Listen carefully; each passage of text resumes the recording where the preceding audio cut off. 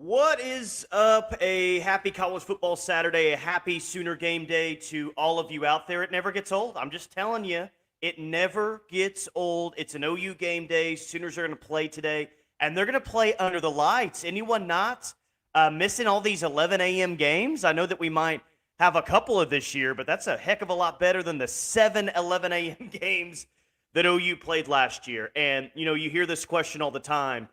What's the best sports day of the year? Out of all the entire calendar, what's the single best sports day of the year? Well, to me, the single best sports day of the year is every single college football Saturday we get throughout the year.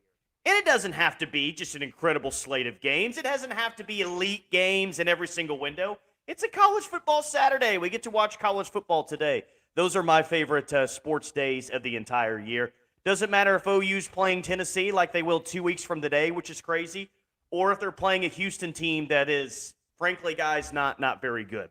Do I think this Houston team is better than Temple? I do, but in no way do I think Houston is in the upper half of football teams that OU's going to play this year on its schedule. In fact, let's just kind of get right to it here. This is what happened last week to the Houston Cougars. They got demolished. They got hammered by UNLV. Now, UNLV is an upstart program.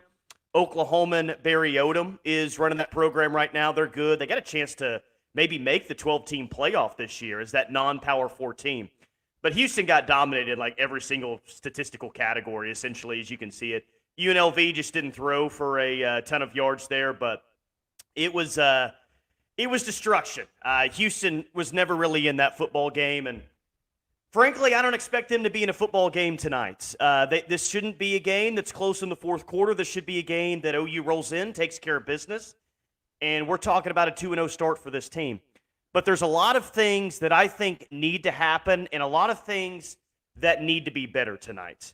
And I'm sure you guys are right there with me. Drop in the comments, maybe more than anything, what you want to see, what you need to see to get better tonight. Like, what are you really looking for from this team as they roll in as a 28-point favorite? Because I mentioned the Tennessee game is 2 weeks from today, and that's a big deal, guy. Like, this team has to figure some things out, especially offensively. And the Tennessee game almost feels like the deadline date, right? Like, that's when SEC play starts. You get Tennessee, you get Auburn in back-to-back weeks. Texas is soon after those games. So the issues or the question marks that we think that this team has right now, they've really got to get those things settled before 2 weeks from today, before Tennessee comes to town, because Tennessee's a really good team. And if you've got some weaknesses on the offensive line or some other places on offense, Tennessee's a good enough team to expose you. So 3 things that I want to see tonight. 3 things that I want to see. Better O-line play, better O-line play, better O-line play. Kind of kidding on that one. Not exactly. 3 things I want to see is better O-line play, legit wide receiver 2 play from OU tonight, and big plays on offense. So you kind of see like things that I want to see in game 2 after seeing this team just one game against Temple. Everything that I want to see and everything that I want to see better, at least right now, is on the offensive side. And is anyone going to disagree or argue with me about better offensive line play? I mean, guys, it's got to happen. Right? They've got to get healthy. They've got to figure out their 5. And when I'm talking about a team that really needs to figure some things out and get things going up front, I mean, it's that Tennessee game is kind of the deadline for this. This offensive line needs to be in much better shape 2 weeks from now than what it'll be today. The good news is that I think that it will, because I think that you're going to get Jake Taylor back today. I think that you're going to get Troy Everett back before that game. I think that barring some unforeseen injuries tonight and in the Tulane game, and God forbid in practice the next couple of weeks, you should be a much healthier offensive line by the time you take on Tennessee. Now, just because they're a much healthier offensive line and they have more bodies available, does that automatically mean that they're going to turn into one of the best offensive lines in the SEC? No, absolutely not. That is not necessarily going to be the case. But I do think that they'll be in better shape, and I really need to see this offensive line able to run the ball more effectively tonight, not so much pressure on Jackson Arnold. Houston will have a better defensive line than Temple. They'll have better athletes. But even with that, Again, I think that you're going to get Jake Taylor back. The depth chart was released last night, and I'll kind of roll through that as well. But this has to be an offensive line that's more consistent. Can't get into so many third downs. Can't get as much pressure on Jackson Arnold as Temple did last week. So better offensive line play is one for me. Guys, legit wide receiver 2 play is a big thing for me tonight. Nick Anderson's going to be back at some point. I would guess that Nick Anderson is not back tonight. I'm going to guess that Nick Anderson is more than likely back in the Tulane game or in the Tennessee game. I think he'll be back by the start of SEC play. And that was one of the things that I was a little bit, disappointed in last week from this team. Because Deion Burks is a dude. Notice I don't say legit wide receiver play. Because wide receiver 1 is a star, man. He's a dude. Wide receiver 1 got a chance to be all SEC, and I think that he's in the running for perhaps the Biletnikoff Award this year. And scoring 3 touchdowns in your first game is a pretty good place to start there for Deion Burks. But today, right now, and when you have Nick Anderson back, you'll feel a lot better about wide receiver 2. But we're talking about this game tonight. We're talking about going into the Houston game, 6:45 on the SEC network. Who would you say, without a doubt, is wide receiver number 2 on this team? I don't know. And sure, you may not need a legit wide receiver 2 to win this game against Houston, but you might need a legit wide receiver 2 to beat Tennessee and Auburn and Texas if Nick Anderson doesn't have the year that we're hoping that he's going to have. I thought Brennan Thompson would really take advantage of his opportunity last week. That didn't happen.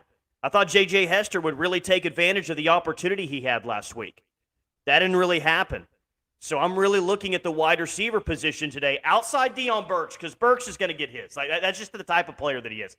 I don't know if he has 3 touchdowns tonight, but he's going to get a lot of looks. He's going to get a lot of targets. He's going to get a lot of receptions, a lot of yards, and he's going to score a touchdown or 2 tonight. That's just how good he is.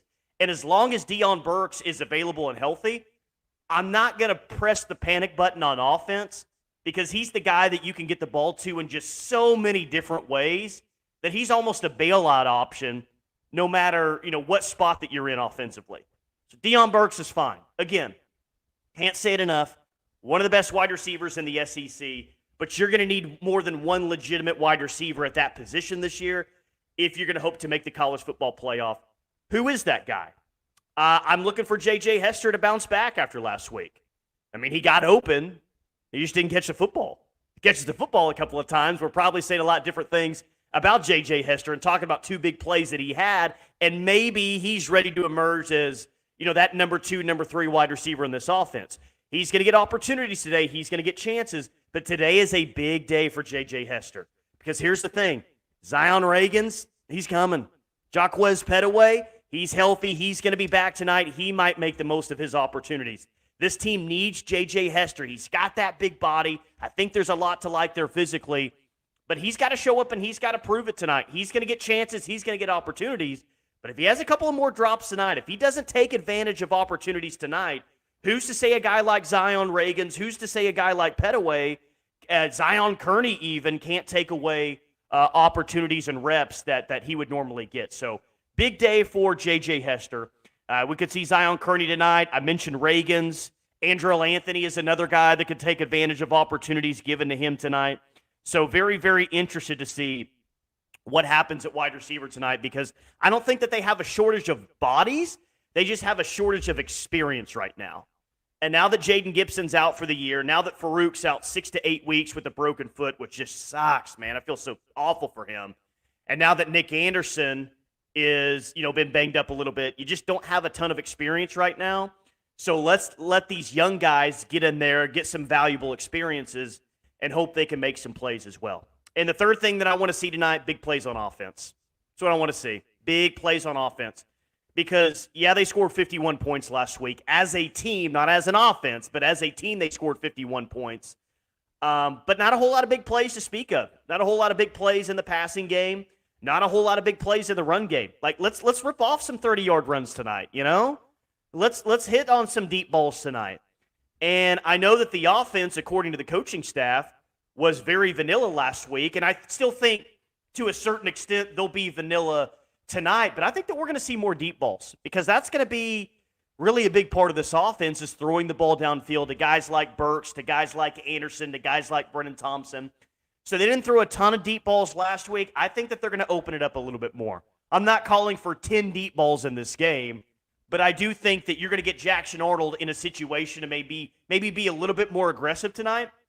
And I think that we're going to see him throw the ball down the field a little bit more. And let's hope that he can connect on some of those big plays down the field. Interested to see in maybe a little bit more aggressive of a game plan what we'll see from QB1. Because I thought he was solid last week. I don't think he was fantastic. I don't think Jackson Arnold was elite. But given the situation around him, the drops that he had, the offensive line not being consistent, the run game not being consistent, I think when you look at the total picture, Jackson Arnold was solid.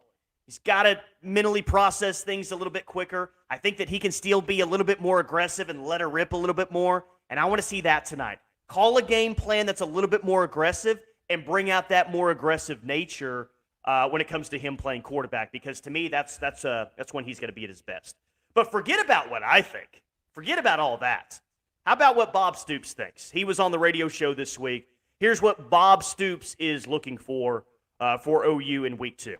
Yeah, just improvement. I think everybody, I listen to the radio, and it's what you have to do. Everyone, in my opinion, overreacts both ways. On the good, on what wasn't as good. Every game's going to be different. We're not getting 6 turnovers in every game. Mm-hmm. We're not going to, we'll be better on third down conversions in other games. So to me, it's just improvement. From one, I always think you can make huge, improvement from game 1 to 2. And the best teams always get better as they move through the year. And that's what I'm sure these guys will be working on here this week. Anyone in disagreement with Bob there that he just wants to see this team improve from week 1 to week 2?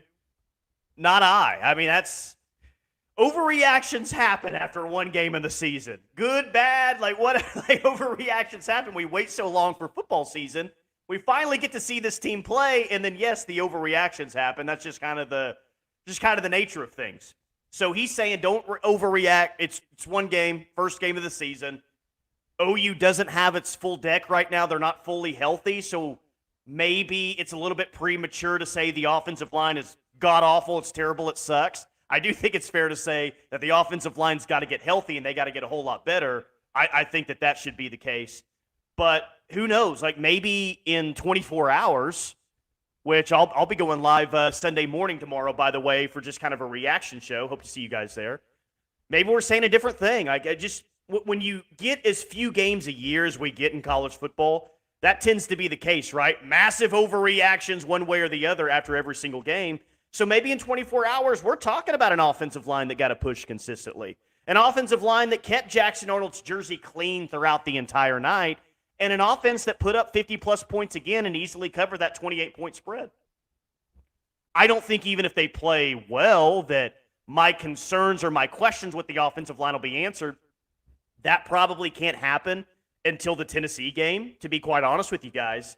But let's let this team just look like they're an improved football team from week 1 to week 2. Like Bob said, that's what the best teams do, especially as you get later in the year. So that's what I want to see. This team get healthy, man. Stay healthy throughout the night and just look like they're a much better football team from week 1 to week 2. Because defensively, I think they have it.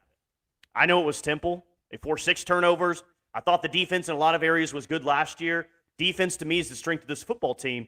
But let's see this defense replicate what they did last week. Be consistent. Stack performances, right? Be consistent. And let's see this offense hit on some more plays and be a lot better. Be a lot better in the run game and the pass game. Danny Stutzman for president. What's up, Brian? Good to hear from you, man. It's a good day to be a Sooner. Yes, it is, especially on a college football Saturday. Roberts, a boomer, and a good morning to you as well. It's a great day to be a Sooner. Everyone's pumped up today. Let's go. Yeah, I love it. Clint says today should be about getting players healthy and finding rhythm on offense. Totally agree, man. Totally agree. And Clint, I don't know if you agree with this or not, but look, I want them to play. How do you go about this today? If you have someone that's 80%, let's use Nick Anderson, for example. Let's say Nick Anderson is 80%. I don't know if Nick Anderson's 80%. Soft tissue injury. I heard that it was a hamstring injury in training camp. That's what I'm going to guess that it is right now, a hamstring injury. But let's say that Nick Anderson's 80%.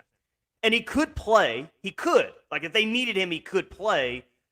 But it's also Houston. Like, I guess I would err more on the side of given the opponent, if he's only 80% and not 95 or 100%, I would tend to hold him out of the game. Now, I would love Nick Anderson to play to kind of get that rhythm on offense like you're also talking about, Clint, because I just think this offense needs to have a game or two before they get into SEC play where they've got their starting offensive line. They've got their best receivers, right? Like, I think a young quarterback kind of needs that continuity within the offense and not going into a game like Tennessee saying, all right, well, I've been playing with a different lineup the past few games, but now I got this guy back, this guy back. I'd like the offense to have a rhythm. I'd like the offense to have some continuity. But at the same time, I don't want to risk someone out there who's 80%. So it's not an ideal situation, but it's the situation that you have. So, yeah, today should be about getting players healthy, getting some players back. I think that's going to happen, but finding a rhythm on offense. And what does that mean? What does that mean, finding a rhythm on offense? Well, I think it means starting fast. And they started fast last week. Then they kind of took their foot off the pedal a little bit, maybe not so fast. Like, start fast and then continue on. Because those first two drives, after those first two drives, what was there about, I don't know, midway through the first quarter, OU's already at 14-0. I'm thinking, geez, this might be a 70-0 football game. And then it kind of got slow after that, right? And they had trouble moving the ball on first and second down, had trouble running the ball, had trouble picking up third downs. Guys, third downs got to be better today. It cannot be 1 of 12. And I'm hopeful that that's the case, but third down's got to be better than it was a week ago. But find the rhythm in the run game. Hit on some big plays. Hit some deep shots down the field. Complete some balls over the middle. Just run your offense and be consistent throughout the game. Don't have a 10 to 15-minute lull where you're not moving the ball consistently and you're having to punt it away. Right? Rhythm on offense. This is a fast offense, right? I'd love if this offense would be able to move the ball consistently without having to go up-tempo. But run some up-tempo stuff tonight. Slow it down when you need to. Consistently be able to move the ball and just dominate the line of scrimmage, man. Just get in the rhythm. Agreed, Anderson, Hickman, and Hatchett need to sit today for certain. Yeah, Hatchett was out there. Was he playing with like one arm last week? It's not ideal. Who's your be interesting to see who your center is today if Hickman and Hatchett are both out for today. But still, you should be able to play with the guys that aren't 100% and still should be okay today against Houston. Finding rhythm to me means fewer than 40% broken plays like we saw last week. Yeah, for sure. Yeah, and be a little bit more. And here's the thing. I think that, again, and this is just a guess by me. Like, I don't know. They did not invite me into the staff meeting today and say, hey, here's what we're looking at play calling wise. But I would think that they open it up just a little bit more. I don't think that we're going to see the entire playbook. I still think that they're going to hold some things back for Tennessee, 100%. But I think that they're going to be a little bit more aggressive throwing the ball, and maybe that helps this offense get into a little bit better of a rhythm if the play calling is a little bit more aggressive this week. I'll tell you someone who is healthy and someone that I want to see more of today offensively. That kid. That guy right there, Taylor Tatum. Anyone else excited about him? Now, I'm not ready to crown him today as the number one running back on this team. That is not where I'm at on Saturday, September 7th. But if you watch the overreaction video that I had earlier this week, Taylor Tatum was involved in the overreaction, and I'm not going to be surprised if he's the number one back at some point this year. Kid's special, man. He just – and there's some things that he's going to have to clean up. And yes, like everything else, it was against Temple. He'll face – better competition. Hitting the freshman wall is a real thing. He's going to have to overcome that. Taylor Tatum's good. There's a reason why he was the number one running back in the country coming in, and he did not disappoint game one. He did not disappoint whatsoever.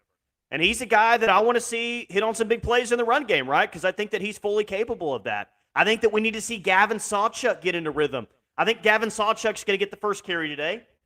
And I still think he's your number one running back going into today, though there is a Gavin Sawchuk or Javonte Barnes or Sam Franklin in the depth chart that was released on Friday night. Get Gavin Sawchuk in a rhythm, though, and just overall at running back. Because even though the running game wasn't great, I would tend to probably put the majority of the blame on that on the offensive line. But I still like Sawchuk. I like what he did last year. I still think there's a lot to like. I really like Javonte Barnes. I'm on year 3 of that, and I'm waiting for it just like a lot of other people are. But he looked the part last week. He looks good. I think there's a lot to like there, both mentally and physically from him. And then we just talked about it with Taylor Tatum as well. So I actually like what OU has at running back. I am interested to see if they have that big play back that's a home run hitter.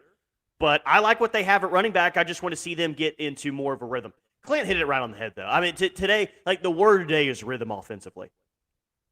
And if I'm talking about the concerns that I have with this football team, that's where I'm at. I'm on the offense because special teams had a fantastic day. SEC Special Teams Player of the Week was your kicker. You scored a touchdown. Jaron Kanik picked up a loose fumble and ran it in for a touchdown.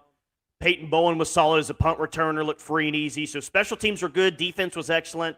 Let's just get that offense where it needs to be, and I think that we could be talking about a pretty good football team.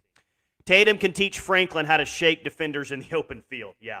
Sam Franklin had a big run last week as well, but I think that he'll be involved, and I think the next 2 games, especially today, are, I think Taylor Tatum's workload increases. I think they want to get Gavin Sawchuk in a rhythm, but I think they want to see a little bit more of Sam Franklin to see what they got. I think they want to see a little bit more Javonte Barnes to see what they got. I think a game like this, and maybe even a game against Tulane, which Tulane might be a pretty salty football team. I think they could beat Kansas State at home today, potentially. That's going to be a little bit more of a difficult test, but I also think that you use tonight's game and the next 2 just to really kind of make sure to really find out what you have at the running back position and maybe who your best 2 or 3 are. I'll tell you guys what I'm excited about today, and I love all the nostalgia that the sport brings. College football is my favorite sport. It's always been my favorite sport for a lot of reasons, just everything, the pomp and the circumstance and the passion, everything that goes on. I'm excited to see these bad boys today. I'm not a big alternate uniform guy. I like the traditional look. Like if it was up to me, OU would always wear the road whites. Best uniform in college football, by the way, just in case you're wondering. And they would always wear their home uniforms as well, traditional home uniforms. I'm just not a big alternate uniform guy unless you have an alternate uniform that looks like that right there. Because I love when the alternates are essentially throwbacks, and that's what today's are. We got throwback uniforms today as we honor the Bud Wilkinson era, and I think those are freaking sweet. For those of you that remember that 2003 season opener against North Texas, very similar to those uniforms, but look at that SEC patch there. Look at the Jordan logo on those. I think those are sweet, man. I'm not a big alternate uniform guy. I'm just not, unless they're throwbacks, unless you can kind of give a salute to the past. And I think, and I'm hoping moving forward, that OU can do more of this, because I know there's a lot of other OU fans, maybe not the majority. It's not everyone. Some people really like the alternate uniforms. I did not like the Bring the Wood uniforms. To me, that just wasn't a great look. So I love the look where you can, it's a different look, and the players like that, but the fans also like it as well because you can bring back and kind of showcase a great era in your program's history. But I wanted to bring this up, and for those of you that follow me on Twitter, you've already seen this today, but we're honoring the Bud Wilkinson era at the game today, 100-year anniversary of the stadium, by the way, so I believe they're honoring a different era every single home game this year. Today is the Bud Wilkinson era, and a lot of you, if not all of you, are very familiar with Bud Wilkinson. I just want to throw some things out your way that maybe you did not know. He was more than just the head coach at OU. He also won 3 consecutive titles at the University of Minnesota from 1934 to 1936. Last college football team to win 3 consecutive titles. Bud Wilkinson was a part of that team. Oh, by the way, also at Minnesota, Bud Wilkinson played ice hockey for the Golden Gophers. So he won 3 titles in football at Minnesota. He also played ice hockey there. He was a busy guy there in Minneapolis. He joined the U.S. Navy. He served in World War II. and was the hangar deck officer on the USS Enterprise. So dude goes to Minnesota, wins 3 titles, plays ice hockey, and then after school, he joins the U.S. Navy and serves in World War II. And then after that, he decides to get into coaching. He ends up being the head coach and athletic director at Oklahoma at just 31 years old. 31 years old, this guy is the head coach and the athletic director at the University of Oklahoma. What does he do at OU? Well, he won 3 national championships. He won 47 consecutive games. That is a record that still stands today and a record that will never be broken again in college football history. He was also the first football coach to host his own TV show. He is a college football Hall of Famer. He retired from coaching at the age of 47 years old. He would later be hired by John F. Kennedy, JFK. Just to name a few things.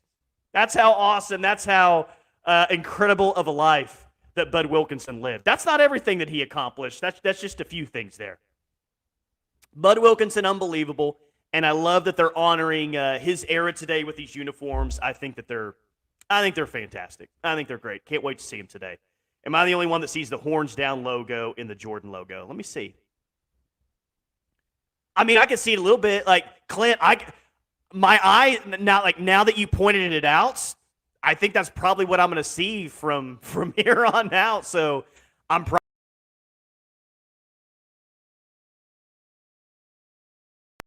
I like that. Thank you. And every time I see the Jordan logo on OU's uniform now, I'm going to see the horns down, which I'm not sad about whatsoever. Okay, what are you guys thinking for final score today before I get out of here? Thank you for that, Clint. That was fantastic. I like that a lot. Final score today, here's what I'm thinking. 41-7 OU. That is a cover.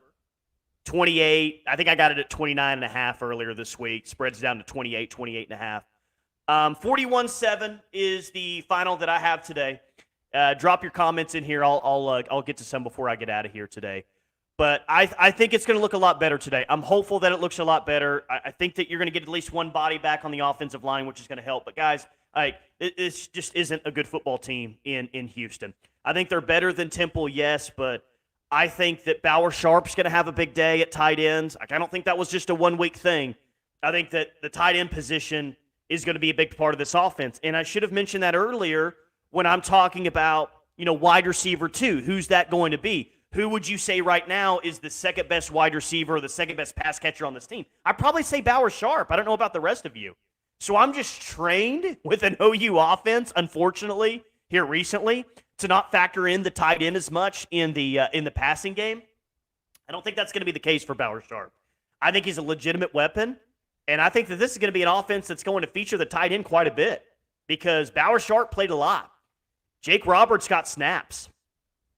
You had Cade McIntyre that got in the game pretty early as well. Caden Helms looks like he's ready to roll. He can be a real weapon as well. So Deion Burks combined with Bauer Sharp, I think they both have big games. I think you rush for north of 225 yards on the ground.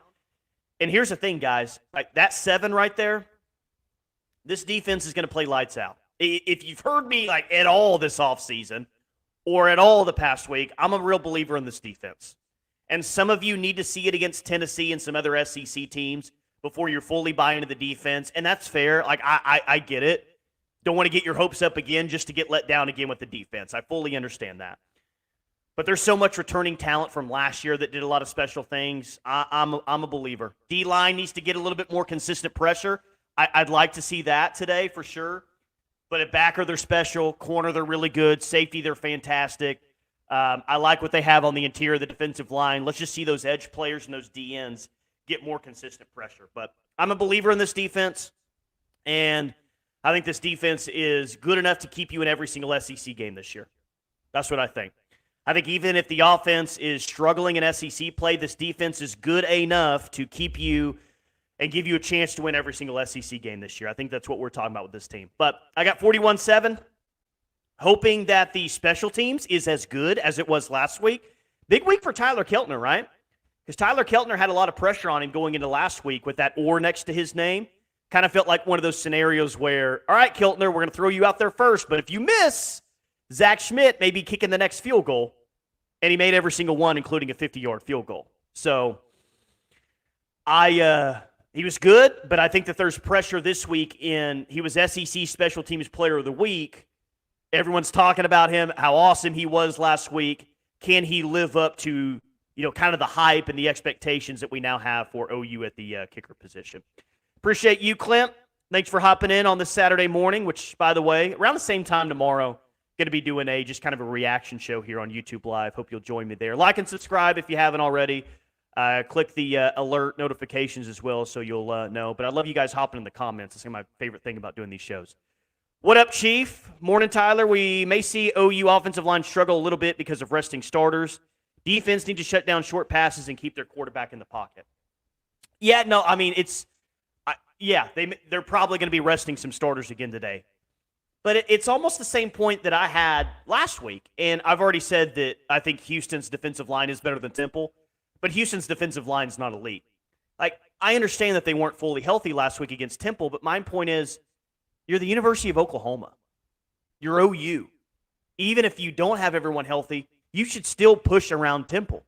You should be able to have your second-team offensive line in there and still be able to do some damage up front, and they just didn't do that. That's not the O-line that they were last week. And kind of the same thing against Houston. Branson Hickman may be out. Garen Hatchett could be out. Who else? I mean, you may have other offensive linemen that are out, but still with the 5 that you have to throw out there, you should dominate Houston up front. Because you know what? UNLV pushed this team around. UNLV had their way against Houston. And if UNLV can hold this team to 7 points, if UNLV can beat this team by 20 and probably should have been able to beat them by more, then Oklahoma should do the same thing. OU should do the same thing against Houston. So maybe you're right, Chief. Maybe they do struggle a little bit. But I'm not going to like it. Regardless of who they have out there tonight, I'm not going to like it because I still think that they should be able to push around a program like Houston, who was picked, I think, where were they? They were picked second to last in the Big 12 this year. Second to last in the Big 12, and they may finish there after what I saw last week. We don't have a running back that's 240 pounds. I think Xavier Robinson is his name from Midwest City. Yeah, Xavier Robinson. He was not listed on the depth charts that was released on Friday. You had Gavin Sawchuk or Javonte Barnes, Sam Franklin or Taylor Tatum, and then Caleb Hicks. So I think we're mostly talking about a redshirt year from Xavier Robinson. I actually feel pretty good about that. I mean, he's not even mentioned. They had 5 running backs listed, and he's not even listed on there. Not to say that he can't do some things by the end of the season and maybe find a role, but as of right now, I think Xavier Robinson, who I like a lot. He's just a true freshman, right? And I know that Taylor Tatum's a true freshman as well, but that guy was the number 1 back coming out of Longview. I think Xavier Robinson is going to be a good player for this program moving forward. I just think that we're probably most likely talking about a red shirt this year with him. But he is a big body guy, and they may use him at running back. They may use him as an H-back, fullback guy. We'll see what the future plans are for him. But I definitely think Xavier Robinson is in the future plans for this program. That's for sure. 41-7. That's what I got. Let's hope I'm right. Let's hope they cover. Let's hope tomorrow morning we got a pretty good attitude about things with this team. Give me Michigan to upset Texas. I think Michigan's going to make this a street fight. I don't think Texas is down for that. I do think Oklahoma State beats Arkansas today, and give me Tennessee by 14 over NC State.